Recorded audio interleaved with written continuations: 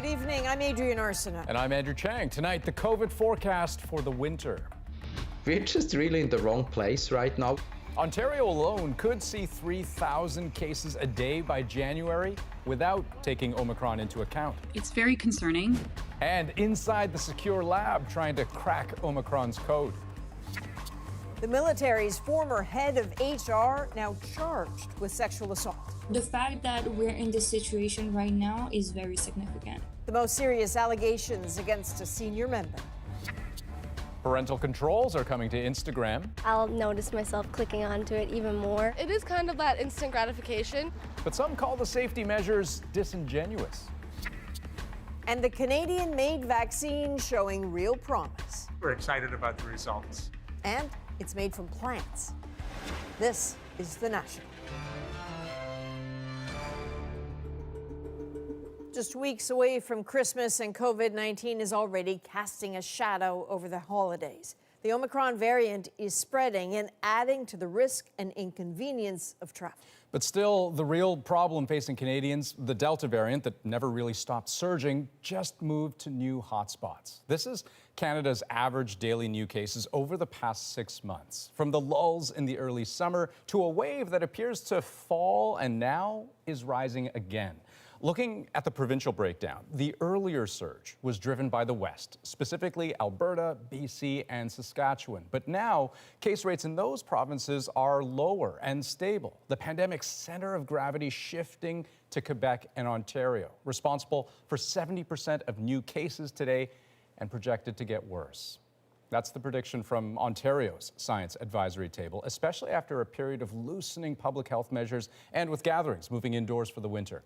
Thomas Dagla now on what that means for hospitals and holiday plans. As COVID cases climb once more, it can feel like Ontario is going round and round again, with about 1,000 infections a day now and nearly triple that projected for January, even without Omicron.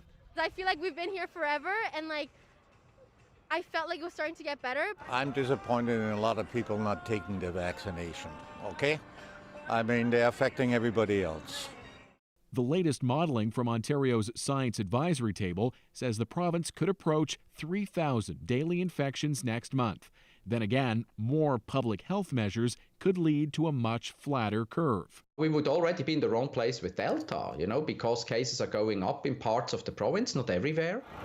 Ontario is again delaying further reopening, with remaining capacity limits staying in place. We are waiting to find out about the transmissibility, the virulence, and the effect of this variant vis-a-vis our vaccines. It's a much different approach than in Quebec, which is also seeing cases rise, but easing restrictions over the holidays, allowing groups of 20 vaccinated people to celebrate together at home. We'll probably see more cases. The issue is to make sure that those cases don't go to hospital. In Ontario, too, the fear is the holidays won't just mean more cases, but more patients in hospital. If we were to have the same pressure on our ICU system as we had in Wave 3, I'm not sure we would be able to accommodate people the way we did. As many as 400 Ontarians sick with COVID are expected to need intensive care in January. So it really just delays the end of the pandemic. And again, all roads lead to the unvaccinated being the root cause of this. Experts are again saying everyone eligible should get their shots, and older adults their third doses, a way to plug a hole in Ontario's defenses that are about to get tested yet again. Okay, so Thomas, do we know what Ontario officials are saying about the impact of Omicron on the modeling? Yeah, the new variant was not taken into account in today's modeling, Andrew, given all the uncertainty around its transmissibility. But Ontario's COVID scientific advisors do say that it is likely that Omicron will make case counts go up even higher than what is in today's modeling. The provincial government is also pointing to that uncertainty when asked why it hasn't provided an updated roadmap out of this pandemic. I should also say the numbers released today do suggest that the severity of the impact from all those holiday gatherings, well, it's probably going to be not as bad as it was last year when practically no one was vaccinated, Andrew. Right, okay, good point. Thomas Dagla, thank you very much. You're welcome. Now, cases of the Omicron variant do continue to crop up, with a jump reported in BC. So far, they've all been mild cases or asymptomatic cases. 4 additional cases over the weekend brings BC's total to 5, 3 of which were in fully vaccinated people. Manitoba also reported its first Omicron case today. All the new cases linked to international travel. Now, it's still too early to know how dangerous the new variant is, but Vice-Admiral has spoken to Canadian scientists teasing out the real-world capabilities of Omicron. This is what they see and why they're urging caution. At this secure Toronto lab, they're growing what could be the most contagious strain of the coronavirus yet, to study what kind of threat Omicron actually poses. Scientists know the variant has more mutations to the virus's spike than in previous strains. But deciphering what all those adaptations mean is painstaking work. We can't just look at one and say, oh, because of the mutation at 501, we know this is going to happen because it happened with Alpha or with Delta. So that's why we have to look at it in the whole thing in context, which is why we have to do all the work in high containment labs. Researchers are also studying the growing number of people testing positive for Omicron to answer 3 critical questions.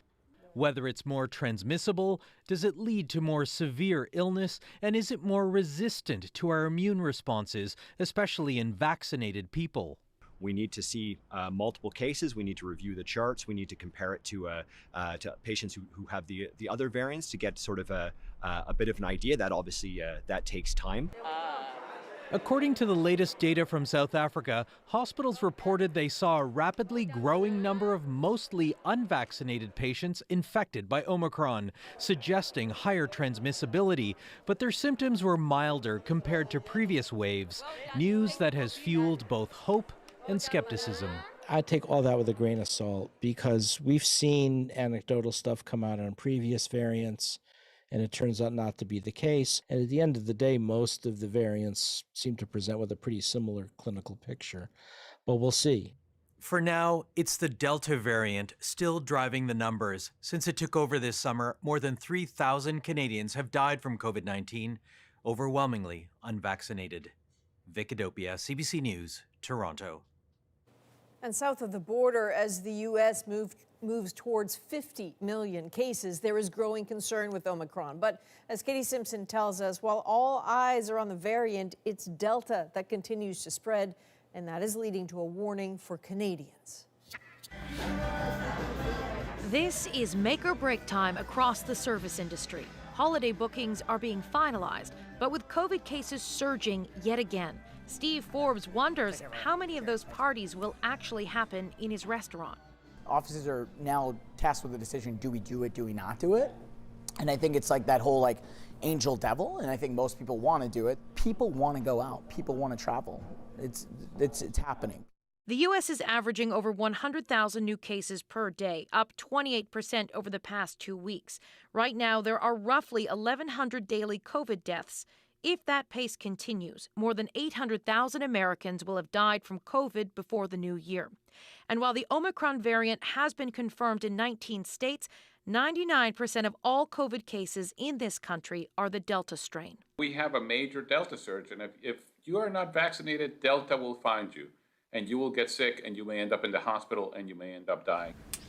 About 64% of Americans over the age of 5 are fully vaccinated, and the White House says it's encouraged by the uptake of the booster program. There has been an increase in boosting by people over the past week plus, 1 million people a day, and we're continuing to make sure they're accessible around the country. But the rising cases, especially in some northern states, are so concerning it's prompting a warning in some parts of Canada. The Thunder Bay District Health Unit is recommending that all residents avoid non-essential travel to Minnesota, Wisconsin, and Michigan because of their high case rates, and the public health measures are generally looser than the rules at home. These COVID numbers are expected to get worse through the holiday travel season. But for now, the White House is not calling for restrictions or lockdowns, focusing instead on testing and getting more shots into arms. Katie Simpson, CBC News, Washington. Well, COVID is the reason this month's mission by Indigenous and Catholic leaders to the Vatican has been postponed. The health and well-being of our delegates, their families, and communities is paramount to us. and we will not put anyone in harm's way if we can help it. The trip was announced in June with the hope of securing a papal visit to Canada and an apology for the role the Catholic Church played in the residential school system. It is sad for a number of the delegates who were very much looking forward to this opportunity, but first and foremost are the concerns around COVID and keeping people healthy and safe. The Canadian organizers of the trip are working to reschedule the visit for early next year.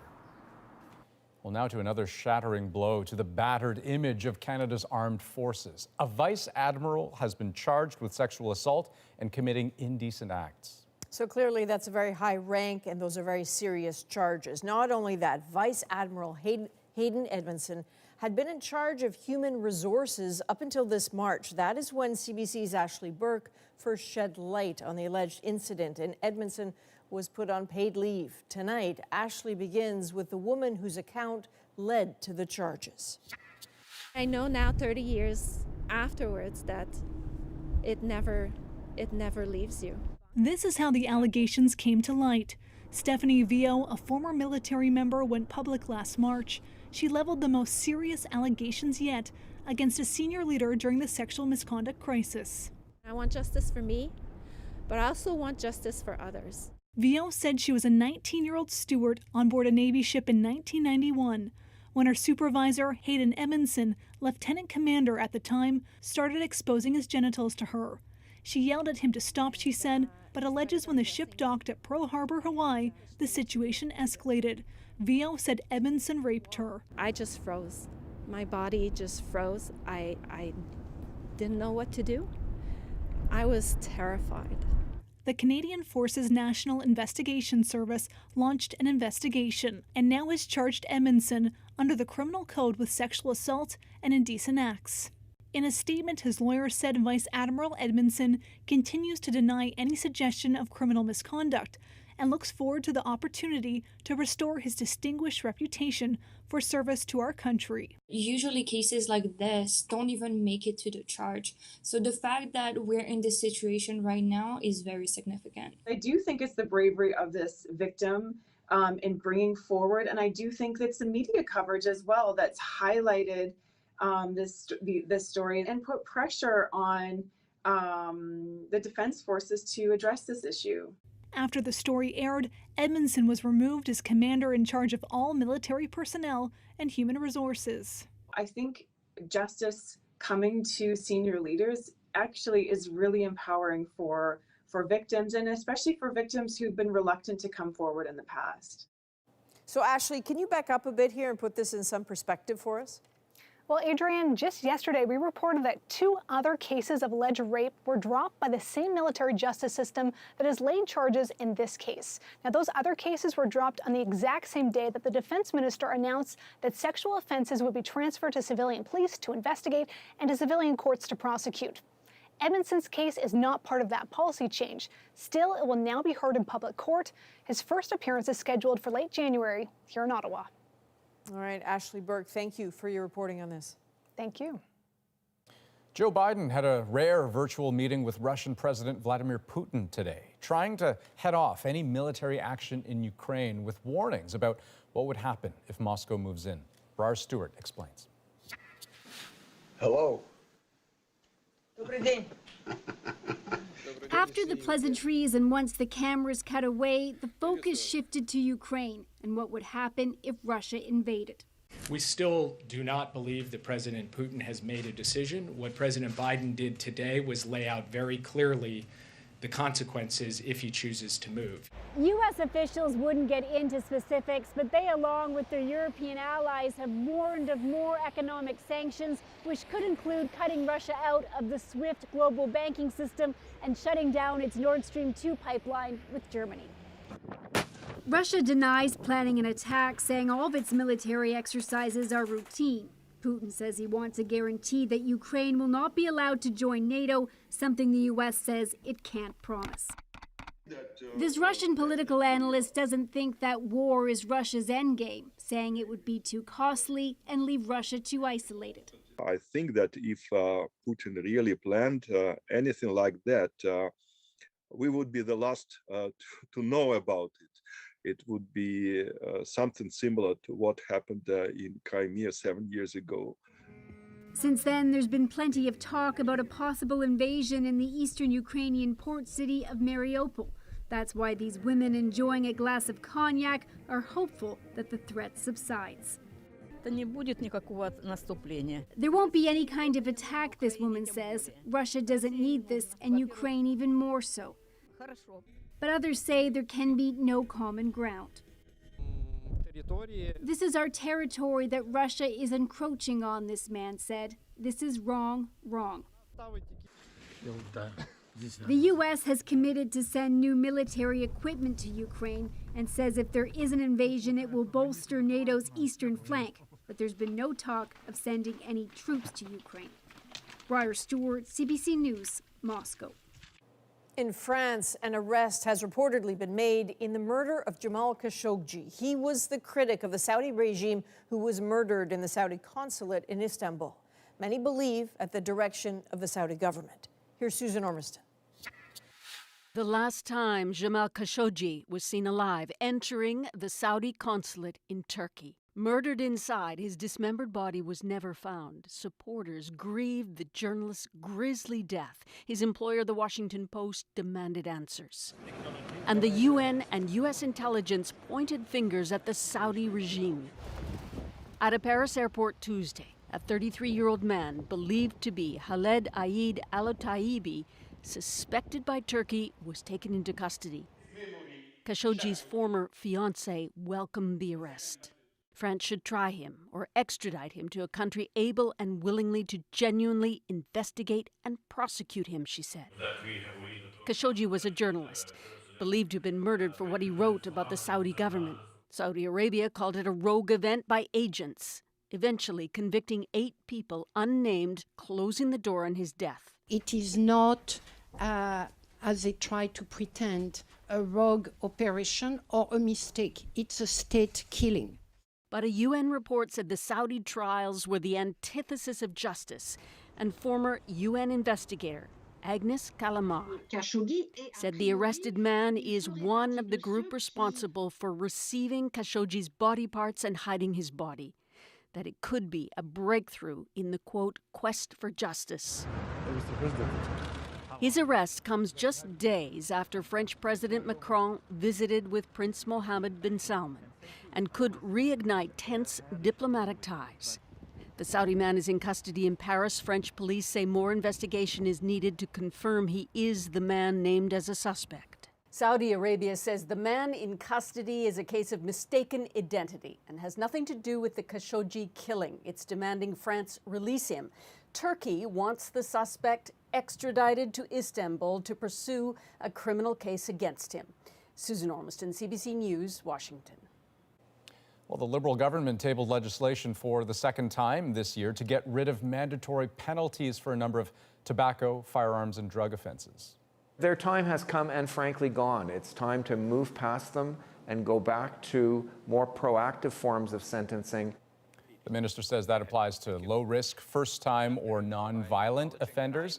He says mandatory minimum penalties tend to over-punish marginalized people. The Conservatives who introduced the sentence guidelines say the bill puts communities and victims at risk. The Senate has agreed to fast-track a bill that bans the discredited practice of conversion therapy. It also makes it a crime to send a child for conversion therapy abroad. Now, the bill only requires royal assent before becoming law. A CBC News investigation has found that rates of death due to intimate partner violence are higher in rural, remote, and northern communities in Canada. The investigation, called Deadly Relationships, is the result of a 16-month effort compiling and analyzing domestic homicides between January of 2015 and June of 2020. Julie Ireton shows us how a long-awaited coroner's inquest in rural eastern Ontario is raising hope for real solutions that might apply to other areas across the country. We lay this rose in the honor of those who have not been named. As organizers planned for their annual December 6th vigil, they heard about yet another death of a woman, presumably at the hands of her partner. It happened just weeks ago in this small town. We felt that if we were present here, that we could share resources if folks wanted to reach out. It's a community that already sets out 23 roses to represent women lost to intimate partner violence. I think that it is a grieving that will never end. In one horrific incident, Basil Barutsky set out on the country roads of this vast county in September 2015 to kill 3 women. In 2017, he was sentenced to life in prison. An inquest into those deaths is expected to take place this spring.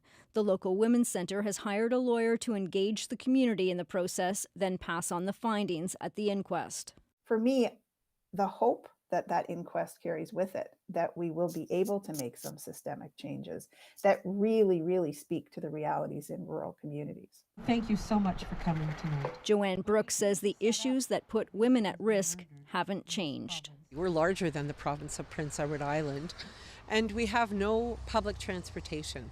Oftentimes women are tied to farms for their livelihood. It makes it very difficult for them to leave the farms. We also live in the land of a gun culture. Across the country, advocates like Brooks say COVID isolation has increased the risk, and a significant lack of affordable housing means it's not easy for a woman to move to leave her abuser. The answers need to come from communities, not big cities, according to this researcher. The things that work in Toronto or Vancouver, Montreal, or London, Ontario, are not going to work in rural communities. And public education and awareness are key, say advocates. This is a very, very, very serious issue, and it needs a lot of attention, and it needs all of us to be part of it to be able to make the change. Julie Ireton, CBC News, Renfrew. And there is help for anyone who needs it. EndingViolenceCanada.org and ShelterSafe.ca both list crisis supports, shelters, and sexual assault resources. Well, after months of pressure and just before a congressional grilling, Instagram introduces new safety measures. Probably like a few times a day. Like I'll notice myself clicking onto it even more. They're meant to keep teenagers safe, will they? Plus, hockey parents who will do anything for their kids, including move halfway around the world. His dream is my dream. And later, inside the critical, creative Canadian work to make a brand new type of vaccine to battle the coronavirus. Of course we're excited about the results. We're back in 2.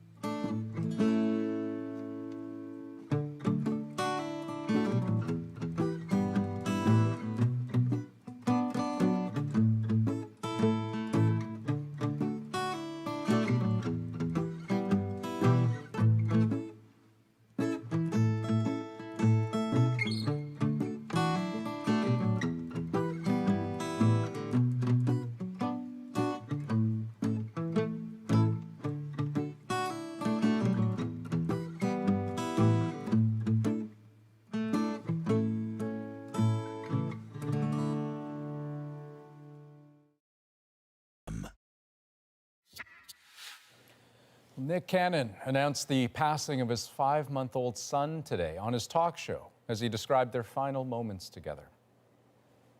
holding my son for the last time.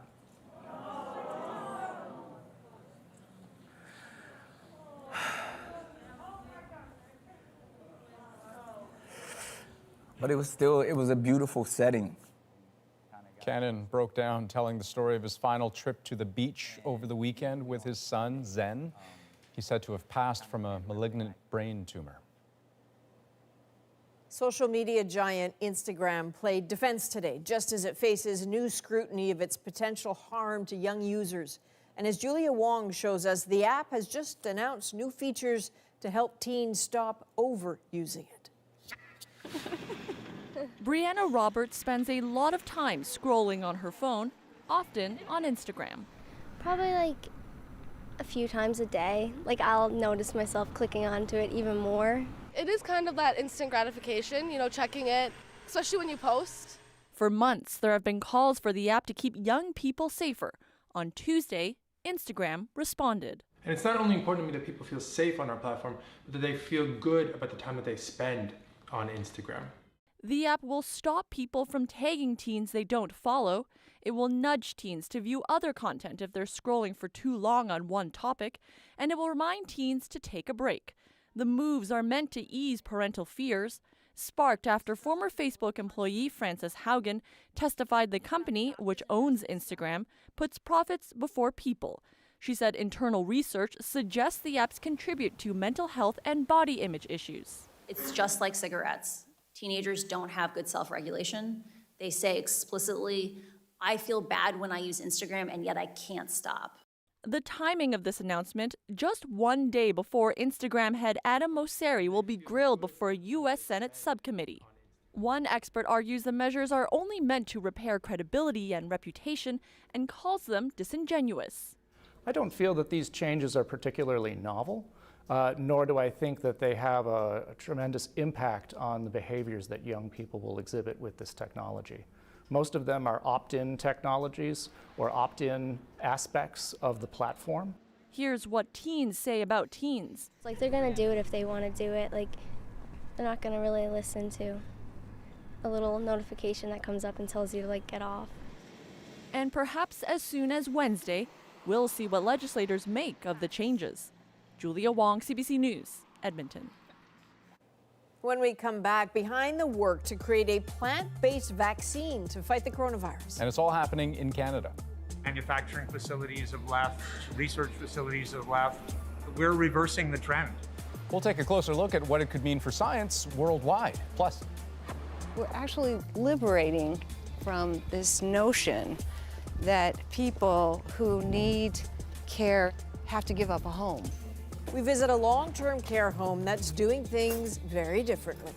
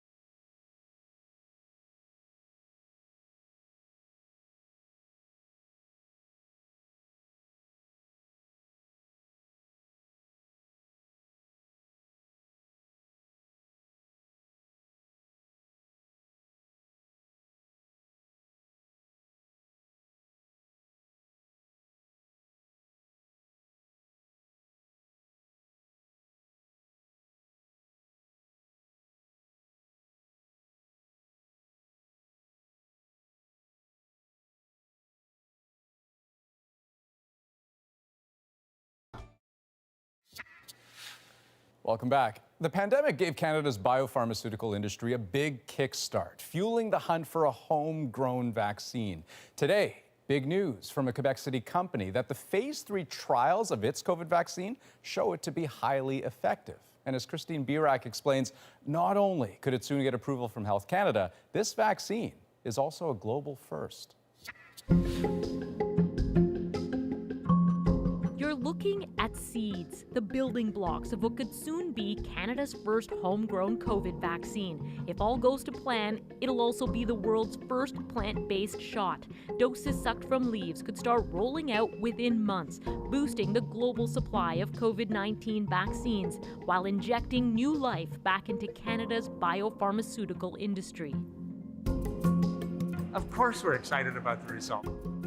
In a news release, medicago, the Quebec-based company behind the vaccine, just announced positive phase 3 efficacy and safety results, saying its plant-based vaccine showed 75% efficacy against any symptoms from the Delta variant. That's higher than the estimated effectiveness against Delta offered by Pfizer and Moderna's vaccines, as seen in some studies. This is one of the germination chambers. Medicago's chief medical officer, Brian Ward, is eager to show off how far this small Canadian company has come. I think it's extraordinarily important. Over the last 20 years, Canada has actually seen a lot of pharmaceutical companies move out. Manufacturing facilities have left, research facilities have left. We're reversing the trend.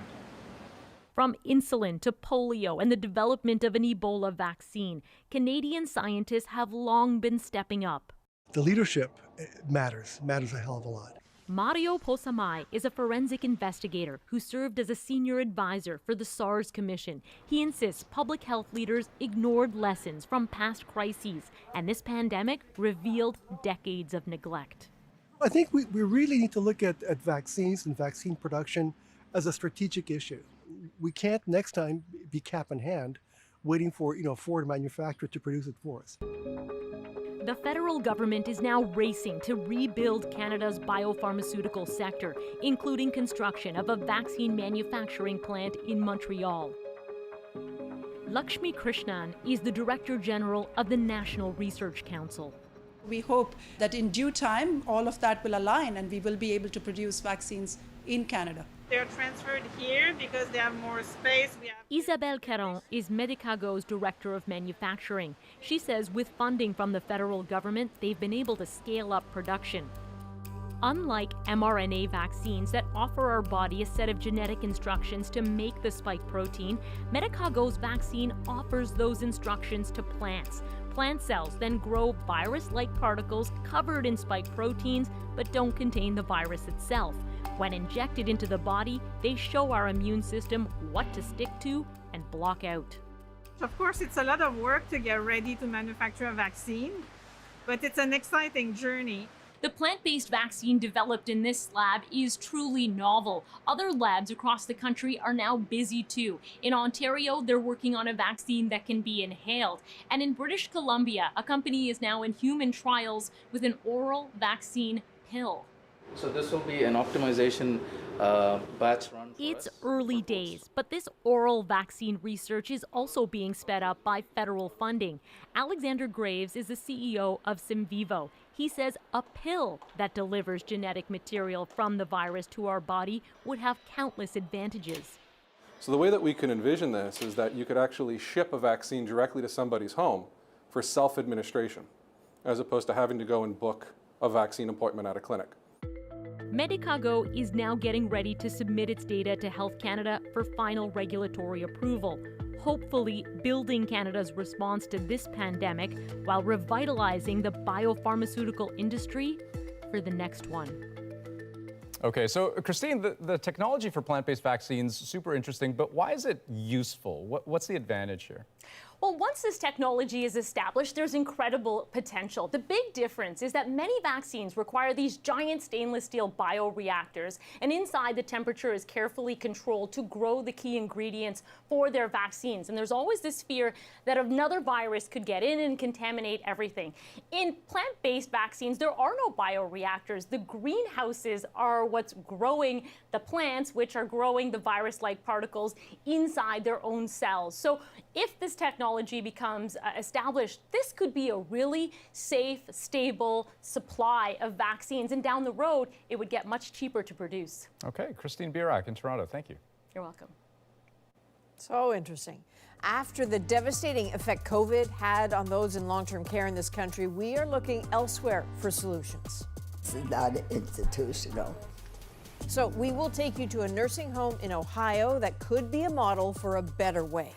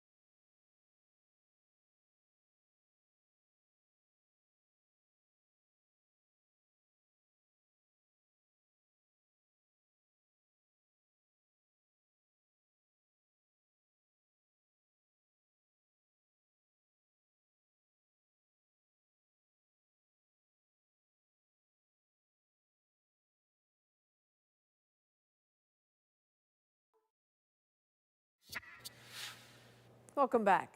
We all know that even before the pandemic, much of Canada's long-term care was in crisis. In Ontario alone, about 38,000 people are waiting for a spot in a nursing home. The province is about to embark on a massive project to build more facilities. But what should they be like? As David Common explains, we only need to look at Toledo, Ohio, to see the success of a nursing home that puts the emphasis on home. Okay, Mary, I'm gonna do your hair, and then we're gonna go get some breakfast. You hungry? Yeah, I'm always hungry. Okay. It's mid-morning outside Toledo, Ohio, and Mary Nicodemus is just getting up. I like coffee. She loves her coffee. Okay, come on, let's go get something to eat. She's one of only 10 residents in this nursing home, which is redefining what these homes look like. Dina Webb is a caregiver here. Your spot. Oh my. Like, I just think of some of the other long-term care facilities I've been in Canada, and it's not like this. Everybody gets up like a conveyor belt at the same time. They get woken up, they get showered, they get dressed, and then get brought to dinner, and it's dozens of people. This is very different. Yes, I used to work in a facility like that. You have more time to spend with the elders. So it's not like traditional. Everybody got to get up at this time. Everybody got to lay down at that time because everybody is different. And it recognizes that. Another big difference, there isn't some mass kitchen cooking for hundreds, just Dina and another caregiver collaborating each week with the elders on a menu. Now with Mary, she's not picky with food. Some of them are, and we do make them accordingly what they like. For instance, Jenny don't like eggs, so we gave her waffle. But Mary, she will eat whatever you give her. With a smaller home, it also doesn't take long for staff to respond. When Mariah Jones's pager goes off, it's Jenny Eitner asking for help to get into her chair. Yes. Hi, Jenny. And unlike thousands of seniors in Ontario, Jenny doesn't share this room with anyone. I have my own room. I can do it any way I want it. And I have my own bathroom. I feel comfortable here. Most of the girls know who you are. And Dina knows what you like, what you don't like. Would that happen in a bigger long-term No. care home? No. What's the secret here? So we have fewer elders in a house. And our elder assistants, we have 2 that work in a house. They really get to know our elders. Tammy Allison is in charge here. Shirley, here's your water, your ice water. But there are fewer managers than at other homes. The money focused instead on frontline care. The concept far less top-down than many homes in Canada. You might find yourself involved in laundry or serving food or helping with food preparation or just sitting down and chatting with somebody. Done all of those this week already. So yeah, just wherever the need is. The elder assistants know they can call me and say, hey, I need some help. And they can call any of our leadership team and we'll be right there. I don't spend my day in an office. It really, truly does feel like a family. We all just kind of jump in and work together. This concept of care, called greenhouse model homes, has had neighborhoods like this across the U.S. for 17 years, including this not-for-profit facility, which looks like a subdivision. It's run by Otterbein Senior Lifestyle Choices. Jill Wilson is the president and CEO. We call it the liberation at Otterbein. What are you liberating from? So we're actually liberating from this notion that people who need care and support and are older have to give up a home. But even Jill thought having fewer residents in smaller homes with just as many staff was unworkable at first. When her then boss told her to move entirely to this model, she pushed back. And he immediately turns red, right? He immediately turns red and he said, no, we're not gonna talk about it. We're gonna do it. Do you hear me? We're gonna do this. Now you get your butt down to Tupelo, Mississippi and look at it and come back because you're gonna do it. And I was like, okay. So I went down to Mississippi and I walked into a house and the first thing I said to myself, this most selfish thing I said, I could do this. If I needed to be in a nursing home, I could be here. She was convinced right away, but Jill also knew the concept couldn't cost radically more than other homes. So this isn't just a place for the wealthy. This is a place that is affordable. Yeah, well, most of the folks here have no money. Yeah. And are on some sort of government Yes, supported program. on Medicaid. On Medicaid. But is Medicaid paying way more than they would at an institution? No. No, absolutely not. And there is a difference in care. On average, Ontario seniors get fewer than 3 hours of direct care a day. In homes like this, it's almost double. But no matter how attentive the care, no home is perfect. Caring for people with complex health concerns is challenging. Even this one has had citations for deficiencies. And the fact remains that most hope to avoid spending the last years of their lives in a nursing home. The decision hard on families. Helen Anson, who's almost 90, lived with her daughter Sue McCluskey until about 7 years ago, when it became too much. It's a big step. When you put a loved one in a nursing home, it was tough to make this decision, but after I came in here and felt warm and invited, we knew that this was the right move for her. And Helen was reluctant too, but convinced once she visited. This is not institutional. Institutional rules are different, and you could go to bed anytime you want to. And it was more homey, the table with people sitting there chewing and chatting. And that really caught my eye. Especially during COVID. With smaller homes, less turnover of staff, and only private rooms, Greenhouse had significantly fewer COVID cases and deaths compared to other American nursing homes. Did you have some comfort knowing that she was here? Very comforted by that she was in a smaller facility that was following protocols, very, very careful. Does this feel like home? Closest, yes. As Ontario now embarks on a massive effort to expand long-term care, homes like this show you don't have to follow the past, that this could be a model of the future. David Common, CBC News, Toledo, Ohio. Well, ahead of the Beijing Olympics, there's a new interest in winter sports in China. But to get really good at some of them, you've got to come to the experts. For me, his dream is my dream. The hockey family is moving from China to Canada to train right after this.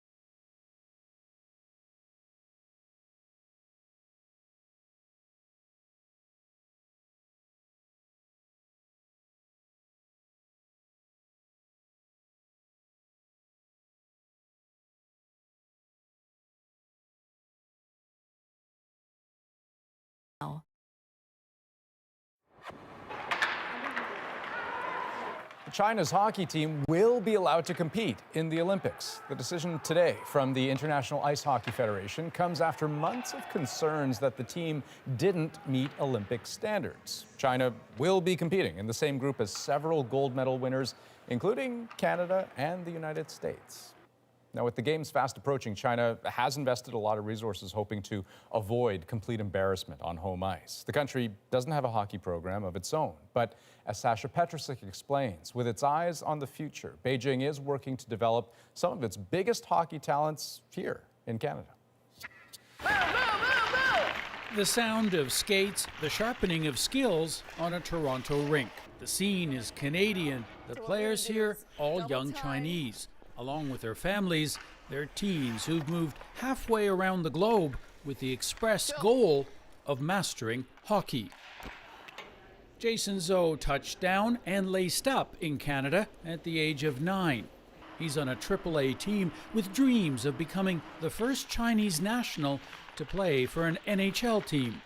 People look at me, maybe they don't think I play hockey. Why?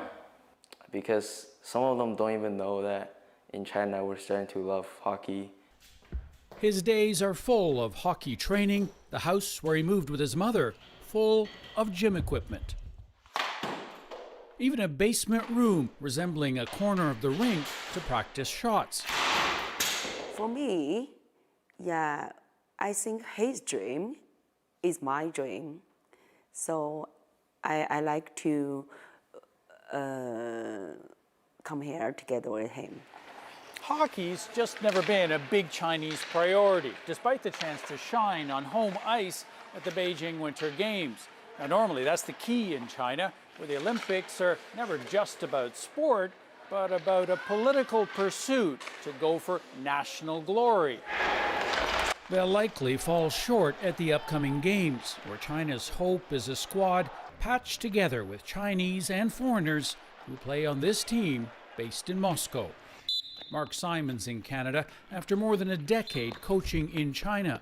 He says the answer is not to send the best young Chinese players overseas, but to build more of this there. When a system like this can properly be implemented in China, then in 15, 20 years, when kids start coming through that, then you'll have potentially a top 10, maybe even Olympic team. For now, though, Beijing's Kailin Chen plays in Toronto for the St. Michael's Buzzers, hoping for a day the Chinese anthem echoes through a hockey arena at the Olympic level. Every time I hear it, I feel proud of it. You know, like our own country playing a sport we love so much. Sasha Petrusik, CBC News, Toronto. When we come back, a long-awaited moment and a surprise celebration. Very happy. I am very happy today. After his citizenship was delayed by COVID, an Ontario teacher makes sure her colleague's big moment gets the celebration it deserves. Next.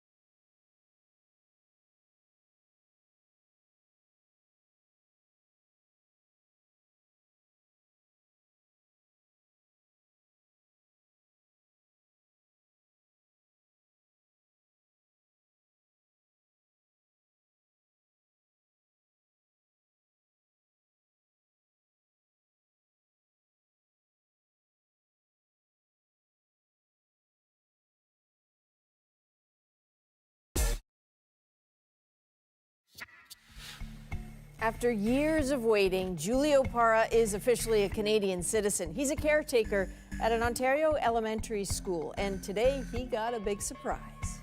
So staff and students all rallied in red and white, thanks to the kindness of one of the teachers, and that celebration is our moment.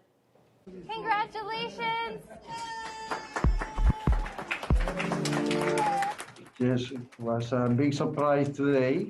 I come to Canada 13 years ago. Now I am very happy to receive the citizenship. Today is a very special day for me. Mr. Parra had mentioned to me in the hallway that today was his very special day and that he would be getting his citizenship. And so as a staff, we all knew he's been with us since our school opened. We knew we had to do something to celebrate this momentous occasion. We wanted to capture the moment of Mr. Parra coming into the school for the first time. The students wore red and white today, and we made a banner to welcome him in. He's been someone that is a bit of a rock for our schools. And he's been here for so long that he's watched a lot of these kids grow up. So it's really special. My life is Canada, the school. Now it's very happy. I am very happy today. Oh, I love that. The good news always welcome. And you know, the look of that, very Canadian, and the sound of it too with the anthem, the spirit of it, but also they gave him a little basket of Canadiana, some Canadian paintings and cards and maple syrup. Of course, of course. So he is the last of his family to get the citizenship. He wanted to make sure everyone else had it, and then when it was his turn, he got it. So congratulations, sir. That is the National for December the 7th. Good night. Good night.